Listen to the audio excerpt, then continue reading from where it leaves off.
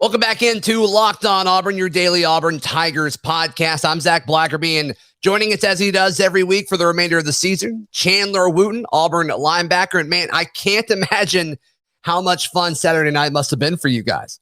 Yeah, like I said, it was a great time.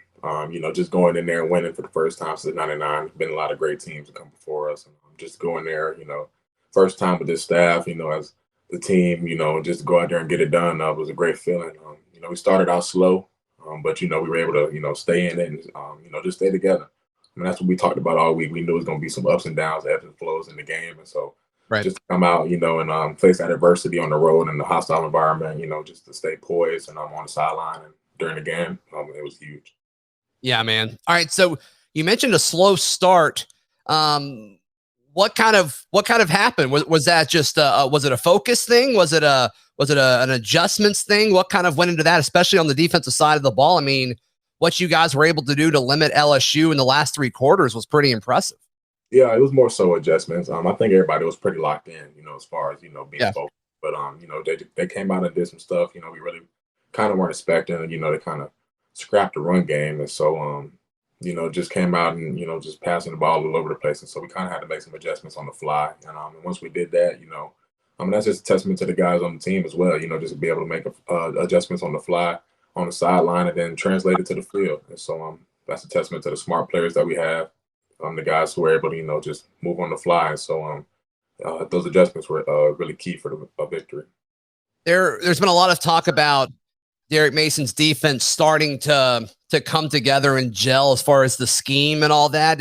Is that something that you guys talk about? Is that something that you think is happening? Or, I'm sure there's a big part of it, right, where the players have to get used to him. He's got to get used to what he has to work with. I mean, what does all that look like kind of behind the scenes? Yeah, I think it all works together. Like I said, we got a lot of smart players in the room, and the defensive staff is great.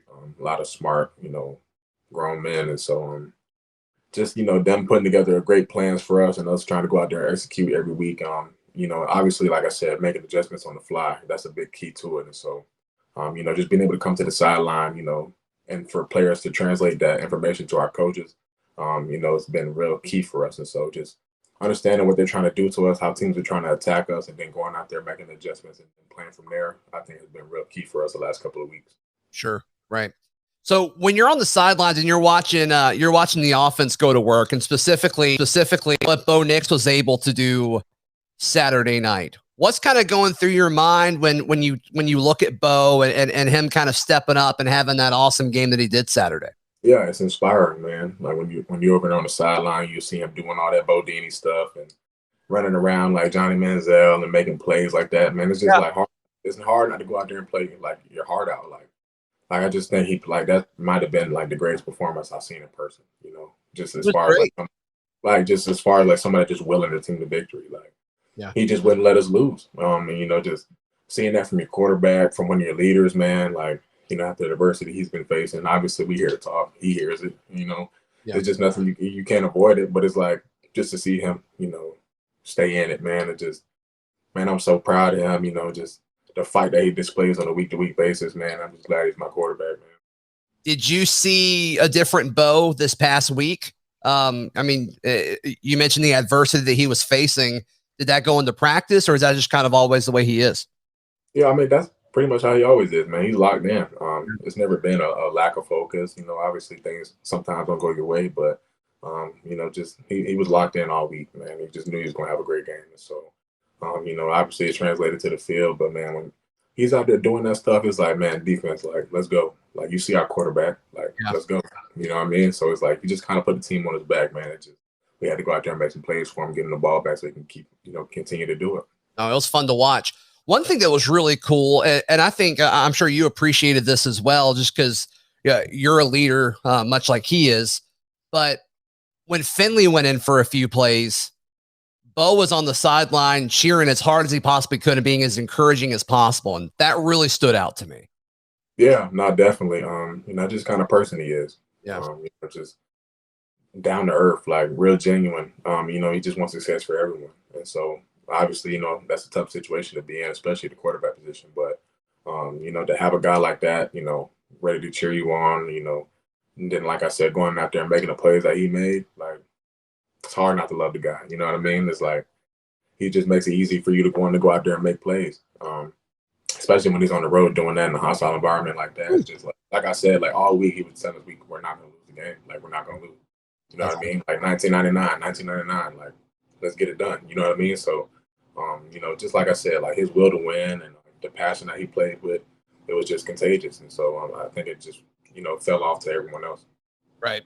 Yeah, I mean, there were a lot of bright spots on this team, but I think one that Auburn fans have been wanting to see for a long time is tight ends in the passing game. And man, John Samuel Shanker has just become a dude. What's it like going up against him in practice all the time? Yeah, tough matchup, man. And it's actually crazy because me and him used to run one-on-ones back against each other in high school before we even knew we were coming to Auburn together. So That's cool. He was even good back then, So it's just crazy to see how much he's grown, man. And just he's an incredible player. Obviously the tight ends haven't been used much here over the last, whatever so many years. But I think right now he's our leading receiver, and so it's just crazy to see like how the evolution has came around, and just he's one of the hardest workers on the team, man. I mean that, like, extremely hard worker. You won't find too many people outworking him, and so real tough, physical. He can do it all, and so I think that's the great thing about him. Yeah. As a linebacker covering a tight end like that, what all goes through your mind, whether they're, attached at the line or lining up in the slot, or, they move Shanker in the backfield as well. I mean, what goes through your mind pre-snap when you have to cover a guy like that? Yeah, I mean, I think like you said, he can do a lot of different things. Yeah. So it's like, you don't know if he's going to be physical on his route or he can give you a little finesse. And so it's like a lot goes through your mind when you're guarding somebody like that. But it's like I said, he's just such a great playmaker. He's got great hands. The ball seems to find him. And so, I just know he's going to continue to have a great year. Sure. All right, Chandler. So obviously this Saturday is a big one. Deep South's oldest rivalry, a very, very good Georgia team, maybe the best team in college football this year. We'll have to see. But what's kind of the mindset of this team, specifically of this defense going into this big matchup? Win. There's no other option but to win. Yeah. That's our goal every week, to win. We expect to win, but obviously you have to prepare that way. And so we got to have a great week of practice, a great week of preparation. And like I said, they're a very, very good team. Talent all across the board in all three phases. And so we've got to be on our P's and Q's. Like I said, I think it's going to come down to how we prepare this week. And that's what Coach preaches every week. You don't win the game on Saturday. You win it Sunday through Friday. And so, sure. Obviously, going up a tough matchup, but we're expecting a great home crowd.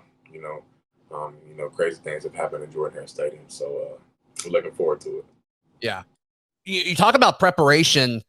I mean, you kind of got to prepare for two different quarterbacks, right? Just because you don't know exactly who's going to start. Does that add a whole different layer to things? Or is it pretty similar what they do scheme wise? So it's just kind of, we're just preparing for Georgia as a whole. Yeah, I mean, I think they do what they do, regardless of the quarterbacks, but they are kind of different, a little different dynamic in quarterbacks. And so you definitely got to prepare for both, for sure. But like I said, what they do is what they do, So I think, as long as we have a great week of practice, we have the right mindset, we'll give ourselves a great chance to win. It's crazy to think that it's been multiple years where there has been a sellout crowd at Jordan-Hare Stadium. And I mean, this Saturday is going to be kind of like a homecoming for a lot of people. I mean, I'm getting texts from relatives and friends that I went to college with. It's their first time coming back in several years because, I mean, this is the one you come back for. The SEC opener at home. And obviously you couldn't really go to many games last year. And so this is a big deal. And the fact that it's Georgia just adds so much to it. And I mean, what are you expecting from the environment Saturday? Yeah, I'm expecting it to be crazy. I was a part of the last team who beat Georgia at home in 2017. And so I will never forget that home crowd, just how loud it was. We feed off their energy. And so we need them, especially this weekend. I know they show up and show out.